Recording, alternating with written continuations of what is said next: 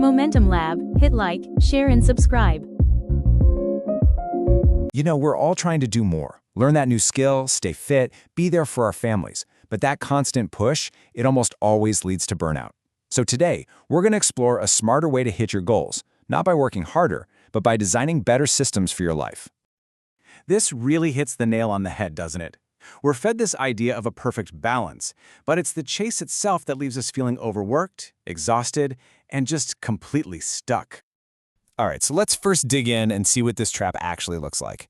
It's a cycle that, honestly, so many of us are caught in, and we might not even realize it. I mean, this is the question, right? It's that voice of frustration you hear late at night after another day has gone by and all your best-laid plans have just fallen apart. You feel guilty, and you're left wondering, what is wrong with me? Look, the truth is, you are putting in the work. You are trying. But it feels like you're on a hamster wheel. You're running faster and faster, but you're not actually getting anywhere. And that cycle, that constant effort without any real reward, that's the very definition of burnout. So what do we do when we feel stuck? Well, most of us try to solve it with more willpower. Our go-to solution is to just try harder. But this is a huge misunderstanding of how we actually work. We tend to think of willpower as some kind of muscle, a measure of our determination. But it's much more like your phone's battery. It starts the day at 100%, but it gets drained with every single decision you make, every frustration you deal with, every little task. And this just captures that feeling perfectly. That plan you made at 8 a.m. to hit the gym or study for an hour after work, by 6 p.m., it feels completely impossible. Your willpower battery is totally empty. And listen, this is so important. If your plans collapse when you're tired, it's not a personal failure. It's a design flaw. The problem isn't your lack of effort. It's that you're relying on willpower, a resource that was never, ever meant to last all day. So if willpower is the problem, what's the solution? Well, it's a complete shift in how you think, moving away from that moment-to-moment effort and toward building intelligent structures that do the work for you. Okay, so what is systems thinking? It's about creating these invisible structures that make your progress automatic. A good system is basically a process you design to run on autopilot. It doesn't care about your motivation or your energy levels. In fact, its entire job is to protect those things, making sure progress happens no matter how you feel. This visual just lays it all out, doesn't it? On the left, you've got your usual plans and intentions. They're fragile, they depend on your mood, and they need constant effort. Like a delicate plant you have to water every day. But on the right, you have a system. It's resilient, it's adaptable, and it just runs in the background, making progress the default, not a daily struggle. Okay, this all sounds great in theory, but how do we actually do it? How do we build these systems? Let's break it down into 3 core principles you can start using right away.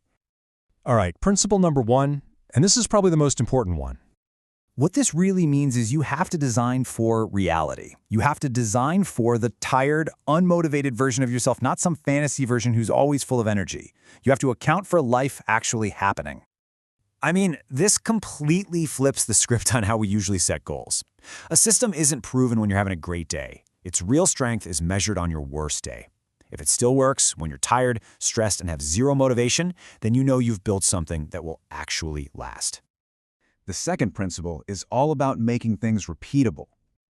This is all about removing friction. A system that's complicated or has too many steps, that's just a wish in disguise. It's going to fail the second you're not feeling 100%. The real goal is to make the right action so easy that it's almost harder not to do it. So this is the ultimate test. It's the one question you have to ask yourself about any system you create. And hey, if the answer is no, you haven't failed. You've just figured out you need to simplify it even more until the answer becomes an easy yes. Let me give you a real-world example.